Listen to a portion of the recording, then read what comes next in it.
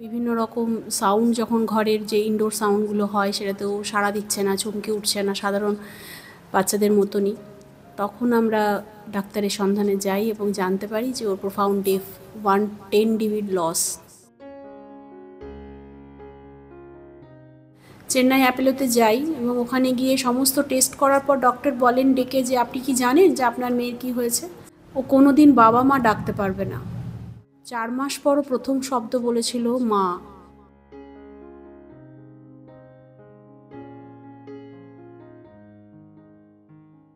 ডাক্তারের মুখে কথাগুলো শুনে সেদিন মাথায় বাজ ভেঙে পড়েছিল পায়েল সরকারের। বছর দুয়েকের কন্যা সন্তানের এই অবস্থার কথা শুনে তিনি তখন দিশেহারা। তবে মা তো হাল ছাড়েননি। জন্ম থেকেই লড়াই ঐশানীর। যখন তার 2 বছর বয়স তখন পরিবারের লোক বাবা মা জানতে পারেন যে ঐশানী শুনতে পায় না। শুধু শুনতে পায় না নয়, তার কথা বলাতেও অসুবিধা রয়েছে। এবং ভারতবর্ষের শ্রেষ্ঠ থেকে শ্রেষ্ঠতর হাসপাতালে গিয়েও তার বাবা মাকে এই কথা শুনে ফিরে আসতে হয় যে ঐশানী হয়তো আর কখনোই শুনতে পাবে না এবং সে কথাও বলতে পারবে না। ঠিক সেই লড়াই থেকে শুরু করে আজকে ঐশানী আর্ট কলেজে পড়াশুনো করছে, ছবি আঁকছে, ডিজাইনিংয়ের নিয়ে স্বপ্ন দেখছে। আসানসোলের গোপালপুর এলাকার বাসিন্দা ঐশানী সরকার বর্ধমান আর্ট কলেজের ভিজুয়াল আর্ট নিয়ে পড়াশোনা করছেন। তাঁর আঁকা ছবি, ডিজাইন, ক্রাফট, টেক্সটাইল আর্ট দেখলে তাজ্জব হয়ে যেতে হয়। তবে জন্ম থেকেই শ্রবণ ও বাকশক্তিহীন এই কন্যার এই পর্যন্ত পৌঁছানোর লড়াইটা মোটেও সহজ ছিল না। 2004 সালে নভেম্বর মাসে ওর জন্ম হয়। তারপর 1 বছর 8 মাস নাগাদ বুঝতে পারি যে ও কথা বলছে না, স্বাভাবিক শিশুর মতন, বাচ্চাদের মতনই। তো বোঝা যাচ্ছিল যে বিভিন্ন রকম সাউন্ড যখন ঘরের যে ইনডোর সাউন্ডগুলো হয় সেটাতেও সাড়া দিচ্ছে না, চমকে উঠছে না সাধারণ বাচ্চাদের মতনই। তখন আমরা ডাক্তারের সন্ধানে যাই এবং জানতে পারি যে ওর প্রোফাউন্ড ডেফ 110 ডিবির লস, হিয়ারিং ইম্পেয়ার্ড আর কি। প্রোফাউন্ড ডেফ মানে ও একটা রুমে যদি 20-25টা ঢাক বাজে ও কিছু শুনতে পাবে না উইদাউট হিয়ারিং ইট।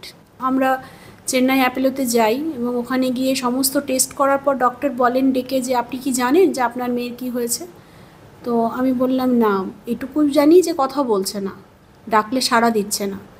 বললো আপনার মেয়ের 110 ডেসিবেল লস, ও কোনো দিন কথা বলতে পারবে না। ওকে আপনি যতই হিয়ারিংয়ের দিন, যত ভালো হিয়ারিংয়ের দিন, ও কোনো দিন বাবা মা ডাকতে পারবে না।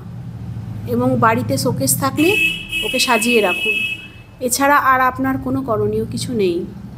তো এই একটা ডাক্তারের কাছে যখন এইরকম একটা সংবাদ পাই বা একটা ফিডব্যাক পাই, স্বাভাবিকভাবে মা হিসেবে কি হয় সেটা বোঝানো যাচ্ছে না, বোঝাতে পারবো না। এরপরই দুর্গাপুরে বিশেষ থেরাপি সেন্টার সাহসের খোঁজ মেলে। সেখান থেকেই নতুন আলোর দিশা পায় ঐশানীর পরিবার। বিশেষ প্রশিক্ষণ নিয়ে মেয়েকে ট্রেনিং দেওয়া শুরু করেন ঐশানীর মা। 4 মাস পরও প্রথম শব্দ বলেছিল মা, প্রথম শব্দ বলেছিল মা, এবং টিকটিকিকে দেখে বলেছিল পা। মানে সেই দুটো ওয়ার্ড ছিল ওর প্রথম আর কি শব্দ। তারপর আস্তে আস্তে 1টা থেকে 2টো, 2টো থেকে 3টে, এই করতে করতে 1500-2000টা ভোকাবুলারি বাড়ে, শব্দ ভাণ্ডার বাড়ে। ওনাদের টাচে, সাহসের টাচে বরাবর আছি, এখনও আছি, ছিলামও। সেখান থেকে শুনতে শেখানো, শুধু তো কথা বলা নয়, ওকে পাশাপাশি শুনতে শেখানো, বিভিন্ন রকমের আওয়াজ শুনতে শেখানো, সেই অ্যাওয়ারনেসটা তৈরি করা যে সাউন্ড অ্যাওয়ারনেস কত রকমের হয়, ইনডোর আউটডোর, পিছন থেকে ডাকলে যাতে সাড়া দেয়। আস্তে আস্তে যখন স্কুলে ভর্তি হতে শুরু করলো এবং সেখানে যখন ক্লাসরুম সাউন্ডসগুলো যেগুলো আছে, আমাদের আন্টিরা, টিচার বা স্যারেরা যে কথাগুলো বলবে সেই কথাগুলো যাতে শুনতে পায়, সেগুলোর উপরেও ট্রেনিং দিতে হয়েছে। ঐশানীর মা নিজে একজন স্পেশাল এডুকেটর।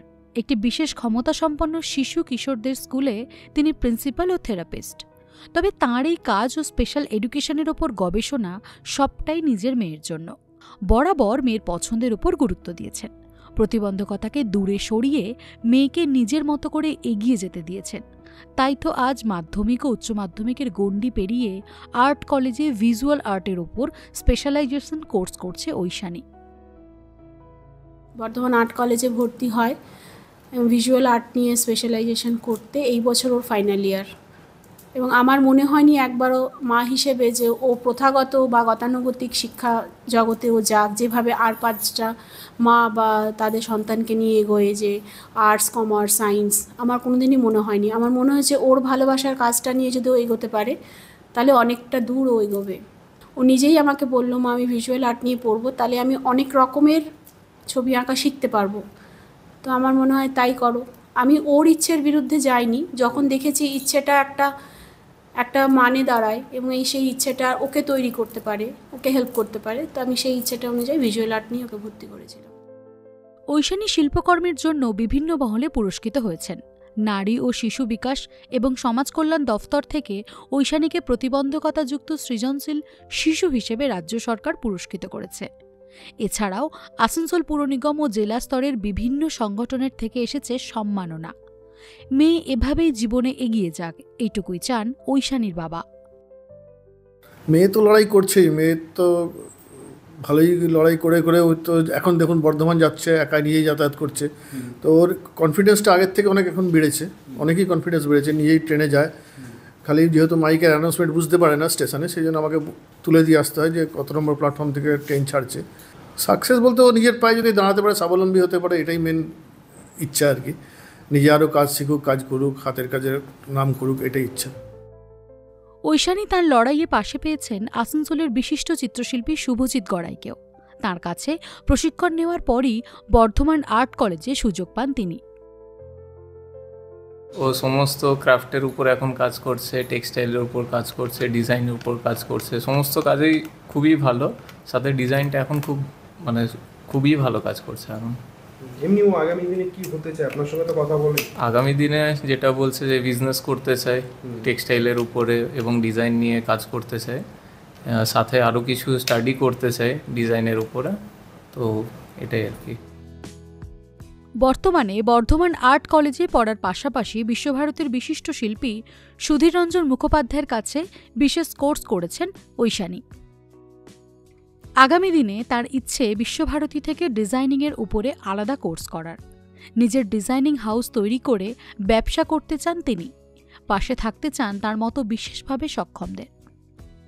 আমি চাকরি করবো, তারপরে একটা বাচ্চা ওঠে, ভালো বাচ্চা ওঠে, ব্যবসা করবে। আর তোমার মতো তো অনেকেই আছে যারা কষ্টে আছে, তাদের জন্য তুমি কিছু করতে চাও? হ্যাঁ। কি করবে বলো, তাদেরকে আঁকা শেখাবো। দেখাবো, শেখাবে? তুমি যা যা জানো তাদেরকে শেখানোর চেষ্টা করবে। হ্যাঁ হ্যাঁ। শিক্ষকতা করার ইচ্ছে আছে, পড়ানোর ইচ্ছে আছে? হ্যাঁ হ্যাঁ। এই দীর্ঘ লড়াই একদিনে সম্ভব হয়নি, এবং এই লড়াই তার বাবা মা যেভাবে করেছে ঐশানীর সঙ্গে, তাতে একটা আলোর পথে ঐশানীকে নিয়ে এসেছেন তারা। এবং ঐশানীও স্বপ্ন দেখাচ্ছে তার মতো আরও অনেক শিশু কিশোরদের, যে যারা এই প্রতিবন্ধকতা নিয়ে বাঁচে তারা যেন এই আলোর পথে ঐশানীকে দেখেই এগিয়ে আসতে পারে। আসানসোল থেকে তারক চট্টোপাধ্যায়, ইটিভি ভারত।